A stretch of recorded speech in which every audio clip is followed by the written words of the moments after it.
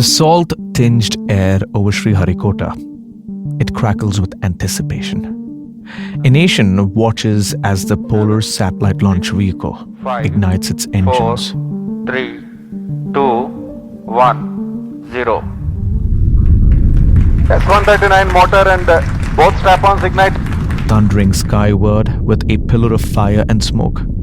On board is Anvesha, a 407 kilograms surveillance satellite, the crown jewel of this mission, built by DRDO to watch India's borders with capabilities no other ordinary camera possesses.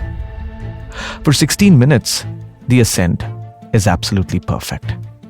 A textbook demonstration of India's mastery over spaceflight. First stage, flawless. Second stage, nominal. Mission control is calm. The trajectory is exactly where it should be. And then, the calm breaks. A voice over the internal loop, tight with concern, reports performance disturbances in the third stage. A deviation in flight path follows. And just like that, the primary payload and its 15 co-passengers are lost. The workhorse has stumbled for the second time in a row.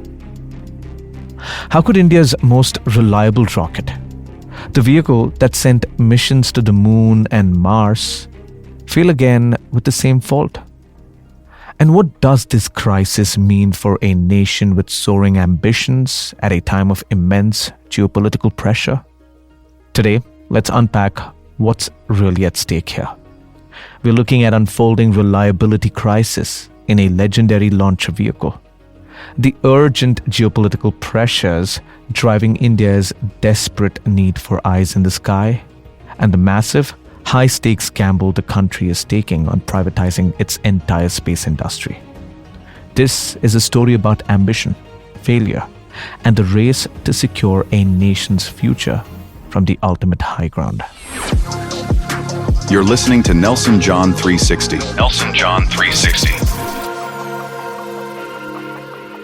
Hello and welcome back to Nelson John 360, and I'm your host, Nelson John.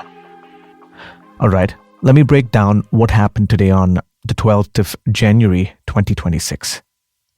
Because to understand the sheer scale of what's at stake, we really need to get into the specifics here. The mission was PSLV-C62. It was the 64th flight of the Polar Satellite Launch Vehicle. It was launched in what's called the DL configuration, which simply means it used two solid rocket strap-on boosters to give it extra push off the launch pad. Pretty standard, the kind of stuff they generally use for heavier payloads. Now, the primary payload was EOS-N1, which is also known as Anvesha. And this wasn't just any satellite. This was a DRDO-built hyperspectral imaging satellite. It's designed explicitly for military surveillance and border security. Now, let me explain to you what makes this hyperspectral imaging so special, because it's a genuinely fascinating technology. A normal camera sees the world like our eyes do, in visible light. But a hyperspectral imager, it captures light in hundreds of narrow spectral bands. It can identify materials based on their unique reflective signatures. Space analyst Girish Linganna put it perfectly when he said that Anvesha sees what other satellites simply cannot. On the ground, that means enemy tanks hidden under camouflage nets. It can spot them. Illegal border activities concealed by vegetation. It can detect them. Crops suffering from disease that looks perfectly healthy to normal cameras. Anvesha can identify them because different materials reflect light differently in ways that are completely invisible to regular cameras. This was a critical tool for national security, and now it's gone, somewhere lost in space. But Anvesha wasn't alone up there. strap-ons ignite. The rocket was also carrying Here's 15 pillar of co-passenger fire satellites with from a diverse mix of open international and PSLV Indian customers. C62 carrying the military Satellites, majestic intended liftoff. for everything from AI processing to IoT services.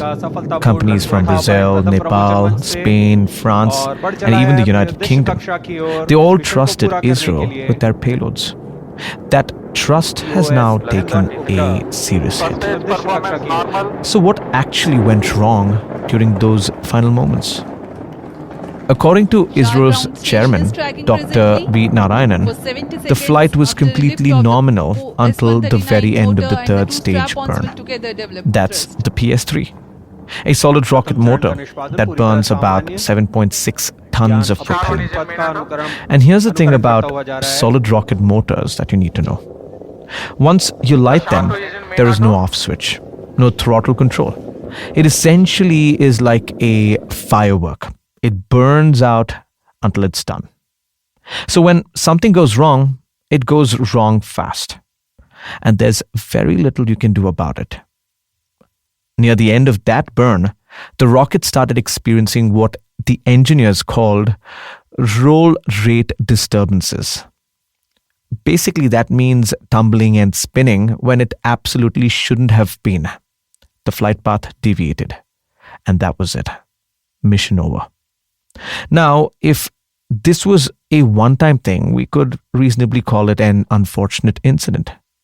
Rockets, they're incredibly complex machines operating at the edge of what physically is possible. Things fail. It happens to everyone in the business. But here's where it gets really concerning. This was not a one-time thing. Just 8 months ago, in May 2025, PSLV-C61 failed. And guess what? It was also a third stage problem, similar to this one. That time, it was a sudden drop in chamber pressure, like a pressure cooker losing steam unexpectedly. The rocket couldn't generate enough thrust, and the EOS-09 radar imaging satellite ended up in a completely unusable orbit. So now let me put this in perspective for you. In 33 years and 64 flights, PSLV has had only 4 failures total.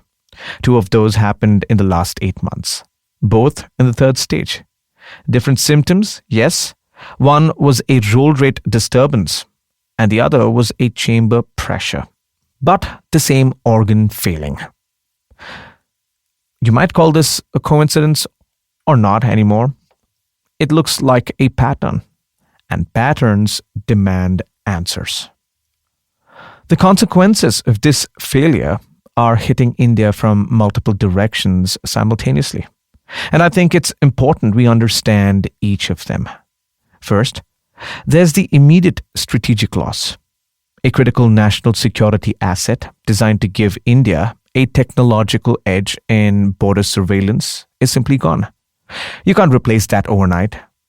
Second, there is the reputational damage.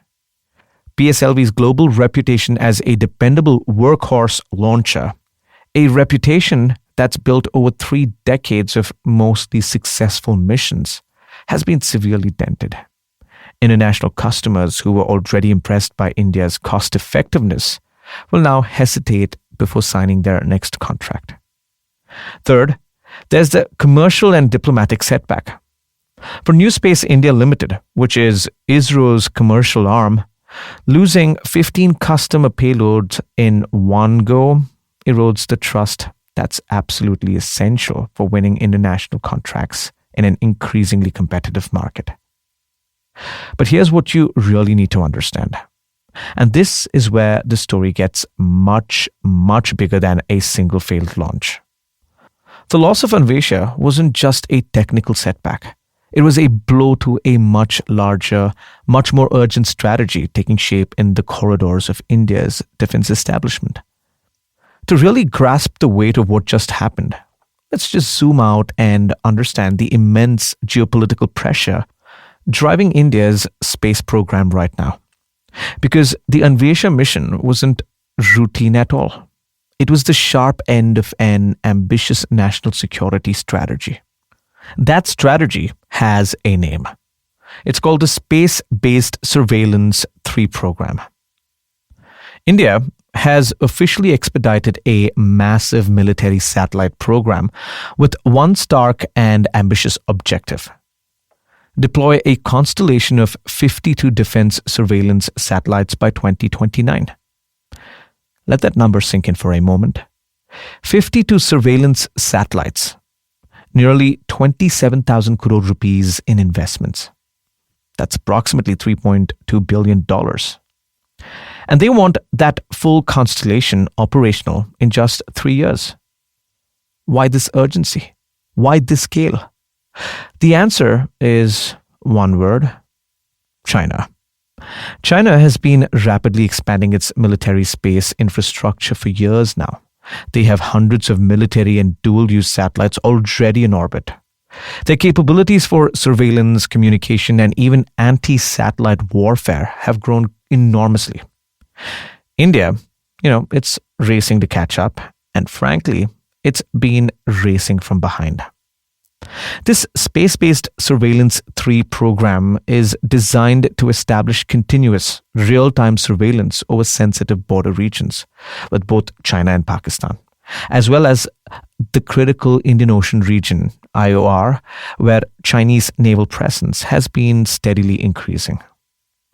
Think about what that really means in practical terms. Right now, if Chinese troops move equipment near the LOC or Pakistan repositions artillery near the border, India relies on a patchwork of satellites, reconnaissance flights, and ground-based intelligence. There are gaps in coverage. There are blind spots. Information sometimes arrives too late to be actionable. With 52 dedicated surveillance satellites working in concert, Indian Army, Navy, the Air Force, they would all have high-resolution imaging with enhanced revisiting frequencies. They could monitor adversary movements and infrastructure in unprecedented detail, whether it's day or night, through clouds, continuously. Now that's a genuine strategic transformation. And here's the timeline pressure that makes all of this so urgent. The first satellite launch under this program is scheduled for April 2026. That's just 3 months from now. Think about what we just discussed. India's workhorse rocket has failed twice in 8 months. The third stage has a recurring unsolved flaw. And in 3 months, India is supposed to start launching what might be the most important satellite constellation in its history. This is why PSLV crisis matters so much more than headlines about a single failed launch would suggest. It's about whether India can meet its national security deadlines at a moment of genuine geopolitical pressure when the margins for error has essentially disappeared. Now, here is another dimension to this story that's equally important. Because India isn't just relying on ISRO to pull this off. Of the 52 satellites in Space-Based Surveillance 3 program, ISRO is slated to build and launch only 21. So you'd ask me, what about the remaining 31 satellites? They will be deployed and developed by 3 private sector companies. This private-public partnership, it represents a fundamental shift in how India approaches space. And it's not just happening for the military program. It's part of a much bigger gamble that India has placed on the future of its entire space industry. With its trusted rockets suddenly unreliable and enormous pressure to deliver, India has been forced to accelerate its most audacious bet yet. And that is handing over the keys to its space future to private industry. And I want to be crystal clear about what this means. This isn't just about outsourcing a few components here and there or contracting some manufacturing work. This is a fundamental reimagining of how India gets to space. At the heart of this strategy is New Space India Limited, NSIL for short. It's a central public sector enterprise under the Department of Space, and it has 2 core missions. First, commercially exploit the products and services of the Indian space program for global customers. Second, enable Indian industries to scale up high technology manufacturing for space activities. NSIL is essentially the bridge between ISRO's decades of hard-won expertise and the private sector's industrial capacity and efficiency. When you look at it, this strategy is about to face its most significant test. NSIL has signed a landmark contract with a consortium of Hindustan Aeronautics Limited and L&T, Larsen & Toubro, for the high-end production of 5 PSLV-XL rockets. This has culminated in a highly anticipated milestone, the launch of PSLV-N1, the first Indian industry-produced rocket, scheduled for early 2026. For the first time in history, India's flagship rocket will be fully manufactured and assembled outside of ISRO. Now, that's genuinely historic. That's regardless of how you feel about the privatization debate. The drivers behind this seismic shift are clear and compelling. First, it's about the economies. India's space economy was valued at $8.2 billion in 2026. The projections, $44 billion by 2033. That's more than a 5-fold increase in less than a decade. Handing over PSLV production to private industry is seen as a key accelerator for this exponential growth. Second, it's about launch frequency. With domestic needs like the 52 satellite surveillance constellation, plus a growing list of international customers, India might simply need to launch more frequently than what ISRO does alone. Privatization is expected to free up ISRO's focus on research, development, and the really ambitious deep space missions, while industry can handle more routine, repetitive launches. Third, it's about global competitiveness. By leveraging the efficiencies of private industry, the goal is to reduce launch costs and attract a larger share of the international satellite launch market. India wants to compete seriously with SpaceX, Rocket Lab, and Arianespace, not just on price, but on reliability and frequency too. But here's the thing about gambles. They can pay off spectacularly, or they can fail at the worst possible moment. The success of the first private PSLV, the PSLV-N1, will be the most critical test yet of this entire strategy. If it works, it validates India's privatization approach and opens the doors to the $44 billion future.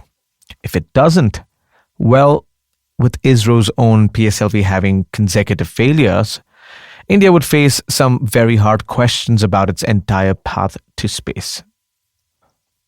Now, while the PSLV crisis, it dominates the headlines, it would be a mistake to think that India's entire space program is in trouble. That's absolutely not true.